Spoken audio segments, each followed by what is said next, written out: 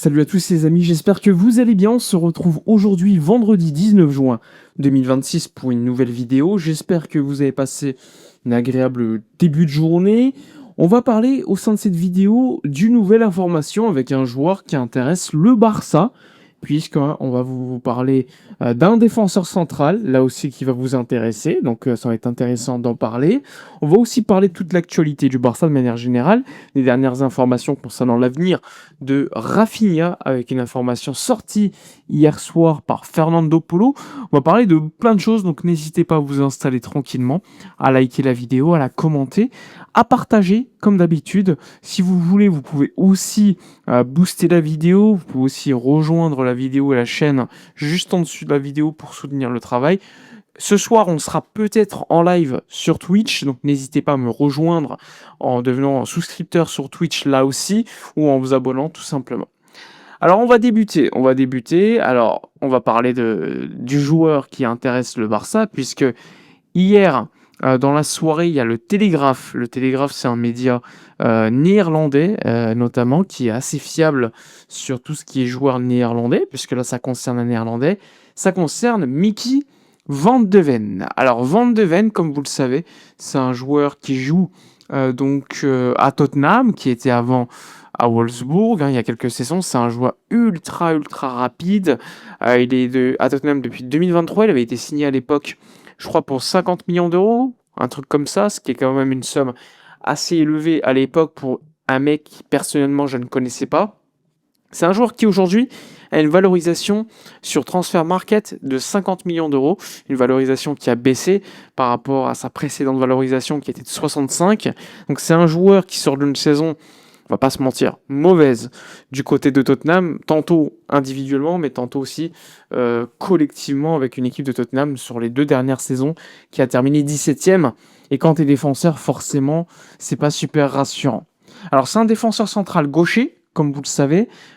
Évidemment, c'est un joueur qui a comme agent, et c'est important, on n'oublie pas les agents, il a comme agent Raiola. Et là, on parle de Raiola, c'est Vincenzo Raiola, et non plus Mino Raiola qui nous a quittés il y a quelques temps.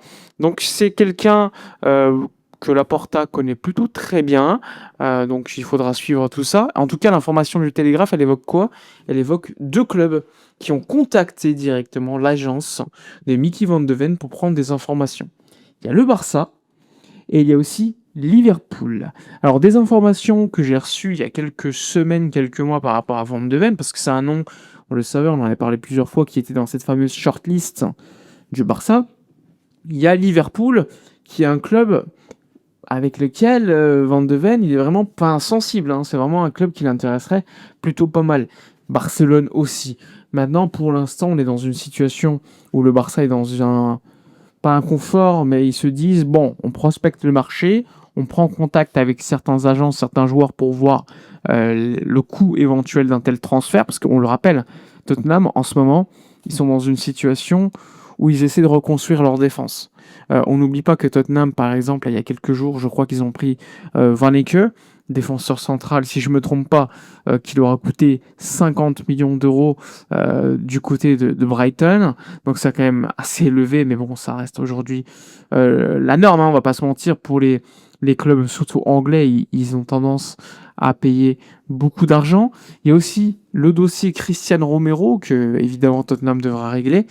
Mais comme Christian Romero, Van de Ven, ça reste là aussi un joueur qui pourrait partir.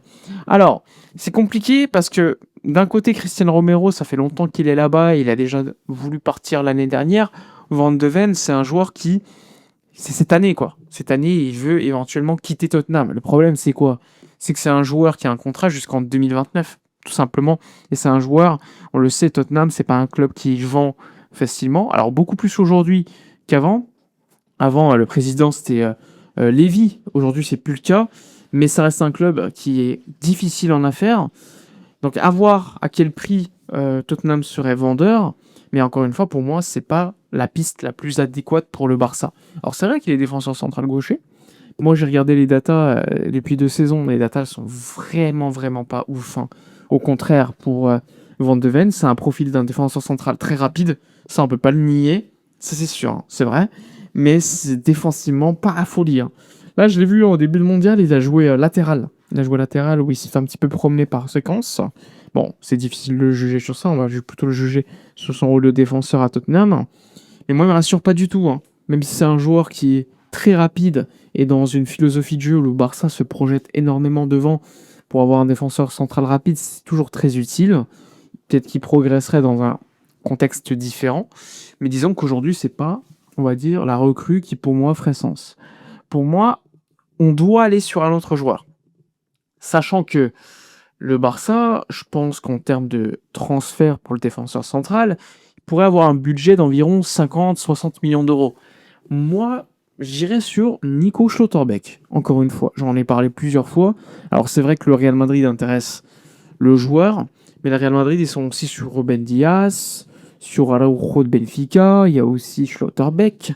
Mais dans le cas où ils vont pas dessus, le joueur a une clause libératoire fixée pour certains gros clubs, alors probablement le Barça aussi, à environ 55 millions d'euros.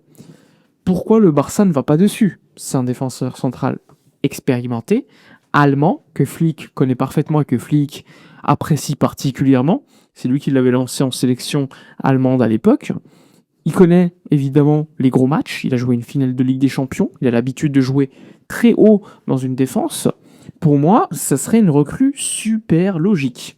Mais encore une fois, aujourd'hui, le Barça n'a pas avancé sur cette décision du défenseur central. Vous le savez, il y a eu des prises de contact avec beaucoup de défenseurs centrales, des agents. Il y avait Loukeba, par exemple. Il y a eu aussi prise de contact il y a quelques semaines avec l'agent de Gvardiol, qui a été proposé le joueur un petit peu partout en Europe, dans les gros clubs, finalement, pour prolonger son contrat à Manchester City, qui a offert un salaire énorme. Et là, Schlotterbeck, on le sait, le Barça avait eu des contacts avec son agent en janvier. Mais à l'époque, Deco était plutôt favorable à Bastoni, Flick plutôt à Schlotterbeck. Finalement, Sport avait écrit un article hier en disant que les décisions aujourd'hui en termes de mercato, elles sont consensuelles et faites en équipe. Si par exemple Deco, Laporta ou encore Flick ne sont pas d'accord sur un joueur de manière conjointe, eh ben, ils n'iront pas le recruter. Il faut que tout le monde soit d'accord. C'est ce qui avait pêché pour le dossier, par exemple, Bastoni il y a quelques semaines où le Barça a fait marche arrière. Parce que Flick, finalement, s'est dit on aurait peut-être besoin d'un profil de défenseur différent.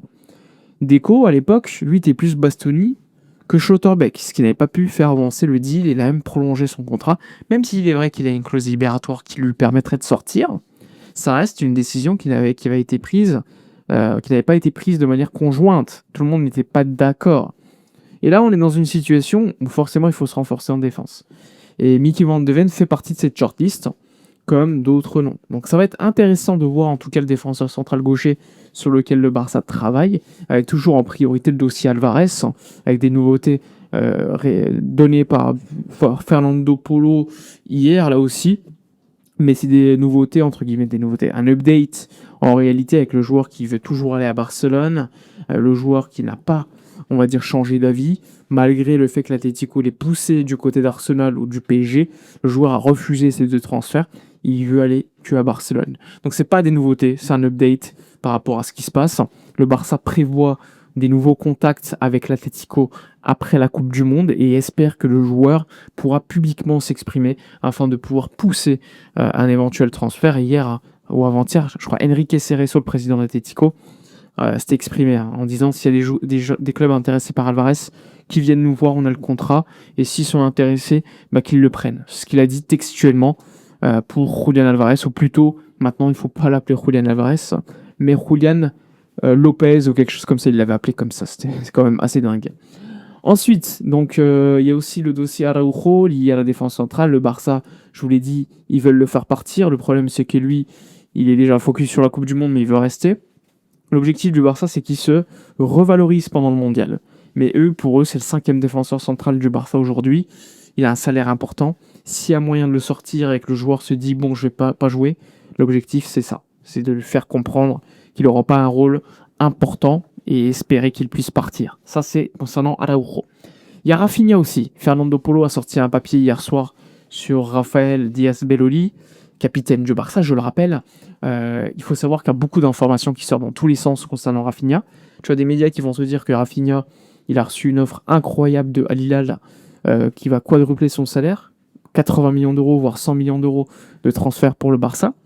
Pour l'instant que le joueur est focus sur la Coupe du Monde, mais qu'après, il pourrait décider d'aller en Arabie Saoudite. Et tu as d'autres informations qui te disent le Barça compte absolument sur Rafinha et qu'ils estiment que si le joueur ne demande pas à partir, il va rester, tout simplement. Le Barça compte sur lui, mais s'il veut partir, il partira. Tu as d'autres news venues de Marca qui te disent non, Rafinha ne veut pas partir, Rafinha va absolument rester. D'ailleurs, ça te colle un petit peu avec les déclarations qu'il avait tenues publiquement. Mais en fait, encore une fois, le mercato il est difficile à juger parce que parfois, un joueur il va te dire ça, mais le lendemain, il va pas respecter sa parole. Exemple, Cucurella, qui avait dit, il y a même pas 2 mois, si je vais au Real Madrid, je vais me raser la tête, c'est impossible. 2 mois après, il est au Real Madrid. C'est des typiques exemples qui montrent que la parole des joueurs, parfois, c'est bullshit. Mais a priori, moi, je vous l'ai dit, mon avis, c'est que je pense que Rafinha va rester. En tout cas pour cette année. Après, dans 1 an, dans 2 ans, on verra. Mais je serais très surpris de voir Rafinha quitter le Barça dès cet été. En tout cas, les médias, ils parlent quand même de 80-100 millions d'euros en cas de départ pour le joueur.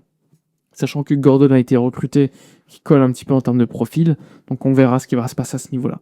Dani Olmo s'est exprimé, Gavi aussi, ils ont tous répondu à certaines questions lors du Media Day avec la sélection espagnole. Gavi, par exemple, il a dit ils ont recruté Cucurella, ça va être cool, c'est un adversaire assez intéressant. Mais bon, le Real Madrid, ça fait quand même 4 latéraux qui recrutent là, parce qu'on a le meilleur du monde avec nous, Lamine. Donc j'espère que ça va continuer. Donc Gavi, un petit peu troller, qui a expliqué aussi qu'il aimait bien qu'il y ait cette tension avec le retour de Mourinho, qu'il y avait des recrues du côté du Real. Ça c'est évidemment des classicos qui donnent plus envie à être vus. Il y a une tension, donc ça, il apprécie beaucoup, il est motivé pour les classicos. Quand on lui a posé la question sur le joueur qu'il voudrait signer au Barça, il a dit Julián Álvarez. Et si c'est un Espagnol, il a dit Pubil puis Oyarzabal. Bon, Gavi, merci pour Álvarez, mais le reste, même si Pubil est très bon, c'est très probable que l'Atlético le vende un jour, en tout cas pas à court terme. Olmo, lui, il a dit je ne parle pas de Julián Álvarez, il ne fait pas partie du Barça, c'est un très bon joueur, mais on se focus sur ce qu'on a pour l'instant. On a recruté Gordon, c'est un bon recrutement. Le Real Madrid, c'est normal qu'il se renforce, vu tous les titres qu'on leur a pris. En gros, c'est ce qu'il a pu dire.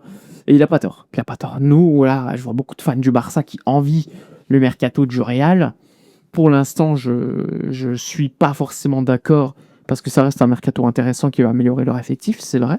Mais ça reste un mercato qui, pour moi, ne met pas le Barça en danger. Si le Barça fait le job, on n'a aucune raison d'avoir peur du Real Madrid. Après, s'ils font des nouvelles recrues au milieu de terrain, en attaque, etc., là, on pourra parler de l'effectif du Real qui sera très qualitatif. Mais aujourd'hui, perso, je suis pas plus préoccupé de ça. Ça ne veut pas dire que c'est pas bien pour le Real, etc. C'est juste que pour moi, la fanbase, voir qu'il y a beaucoup de recrues du côté du Real et nous, on n'en a qu'une pour l'instant, et ils se disent, c'est pas possible, on prend du retard. Mais c'est parce que le Real a aussi beaucoup de choses à prouver après 2 saisons blanches au niveau national et des éliminations assez tôt quand même en Ligue des Champions pour chaque fois depuis les 2 dernières années. Donc c'est un contexte compliqué pour eux, différent du nôtre. On a beaucoup plus à prouver au niveau international en Ligue des Champions plutôt que sur la scène nationale où le Barça enchaîne tout simplement les titres, 5 sur 6 sur 2 ans. Maintenant, Ligue des Champions, on est en demi, puis en quart. Donc il manque quand même ce petit step à améliorer pour que le Barça devienne aujourd'hui une équipe généralement en Europe qui soit compétitive. Voilà, on attend aussi Lamine Yamal contre l'Arabie Saoudite pour 45 minutes, à noter. Luis de la Fuente en a parlé lors du Media Day avec la sélection espagnole. Attention à ne pas prendre de risques dangereux avec Lamine, parce que, je le rappelle, la sélection certes, a le droit de titulariser le joueur, le Barça ne peut rien faire. Pour autant, le Barça était très énervé que le joueur joue lors du premier match. Ils espéraient qu'il joue une vingtaine de minutes au deuxième match. Là, on leur annonce qu'il a déjà joué lors du premier match, et sur le deuxième, il pourra jouer 45 minutes. Mais bon, on verra. Espérons qu'une blessure et que tout se passe bien pour le Golden Boy Lamine Yamal. Voilà pour toutes les informations de la journée. N'hésitez pas dans l'espace commentaire à donner votre avis, à booster la vidéo, à commenter, à liker, à partager. Je vous souhaite une agréable journée. On se retrouve ce soir en live pour débriefer tout ça. Et d'ici là, comme d'habitude, portez-vous bien.